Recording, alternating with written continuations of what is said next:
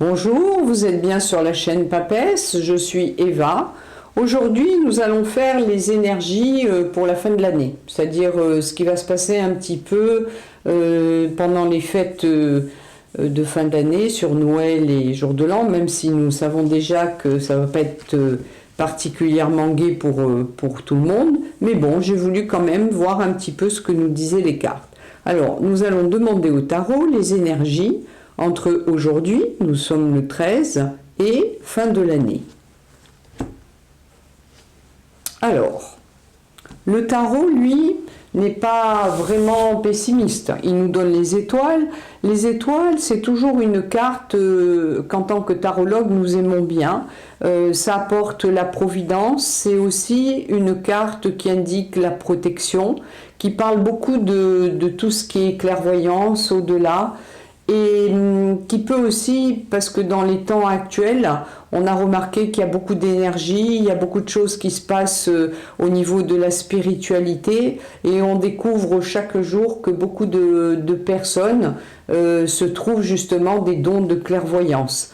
Donc c'est vrai qu'on peut être dans une fin d'année où énormément de personnes vont se poser la question, est-ce que vraiment j'ai un don de clairvoyance ou ne l'ai-je pas ? Oui, il est fort possible que vous ayez un don de clairvoyance et que vous en rendiez particulièrement compte sur cette fin d'année. L'arcane sans nom, lui, qu'est-ce qu'il dit?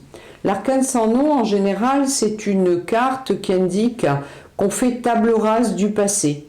Je pense que nous allons être tous satisfaits de tourner une page sur cette année 2020 et c'est ce que peut indiquer cette carte. On fait table rase du passé et Dieu sait qu'il y en a besoin avec tous les événements qui se sont passés en 2020 et vous voyez il tourne le dos, il laisse la place à la providence.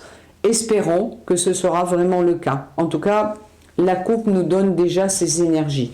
Alors nous allons tirer 6 cartes pour voir un petit peu les énergies entre maintenant et fin de l'année.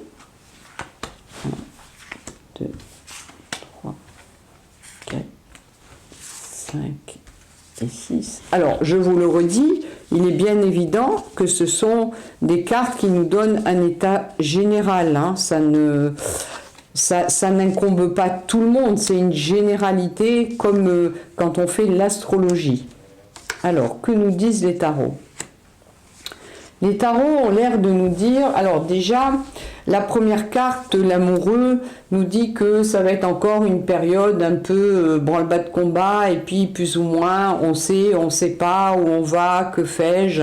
Parce que la carte de l'amoureux, c'est toujours une carte qui représente l'hésitation, des choix, et effectivement, personne ne sait trop où on va et ce à quoi s'attendre.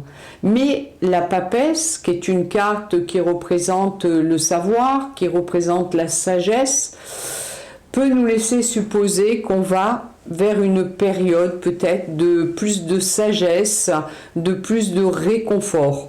Si on regarde le battleur, lui, il est toujours dans l'innovation, la création. Donc ça nous laisserait supposer qu'on va quand même vers une période peut-être plus favorable, et nous l'espérons, et que certaines choses vont nous amener, en tout cas le battleur c'est ce qu'il annonce en général, il annonce toujours de l'innovation, il annonce des choses positives, donc c'est ce qu'il a l'air de nous dire, que nous allons rentrer dans une période plus agréable, plus favorable, en tout cas plus créative, et peut-être aussi nous sortir de ce fardeau dans lequel nous étions.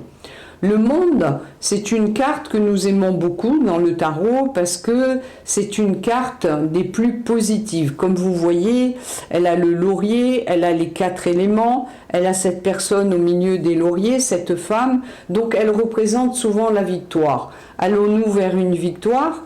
Nous l'espérons tous. En même temps, c'est une carte associée au mat qui parle de l'étranger. Donc il est possible aussi qu'elle nous annonce des événements qui touchent l'étranger et qui seront peut-être favorables.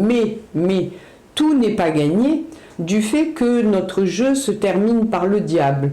Le diable, c'est toujours une carte, selon sa position, qui peut nous indiquer des troubles, qui peut nous indiquer des émeutes, qui peut indiquer de l'agressivité.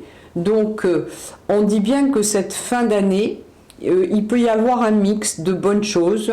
On peut apprendre des choses qui vont nous remettre de la gaieté de cœur, mais on peut aussi être dans une période où malheureusement certains événements ne nous réjouiront pas. Donc vous voyez, la fin de l'année est quand même assez mélangée. Alors nous allons couvrir le diable pour voir qu'est-ce qu'on peut nous dire. Le diable, lui, il est contrebalancé par le jugement. Le jugement, c'est le renouveau, c'est la renaissance. Donc on peut rester positif, et vous, pour ceux qui me connaissent, ils savent que je suis quand même très positif dans mes tirages. Le fait de couvrir le diable par le jugement, ça nous laisserait supposer que sur le début de l'année 2021, ma foi, nous serions quand même dans un espoir de renaissance et de renouveau. Voilà, c'est ce qu'on a l'air de nous dire. Maintenant, en voyant ce tirage, on peut tout de même rester positif, parce que vous voyez qu'en couvrant le battleur et le monde, qui sont déjà deux cartes extrêmement positives, nous avons le chariot. Le chariot dit qu'on va aller de l'avant et que nous allons vraiment tourner une page sur tous ces événements qui ont été particulièrement négatifs. On peut même supposer que par rapport aux événements négatifs qui ont eu lieu sur l'étranger, mais en général, les choses peut-être iront en s'arrangeant. Je ne suis pas politicienne et je ne suis pas Madame Soleil non plus, mais voilà, ce tirage peut nous mettre un petit peu de baume au cœur pour cette fin de période décembre 2020, et en tout cas je le souhaite pour tout le monde.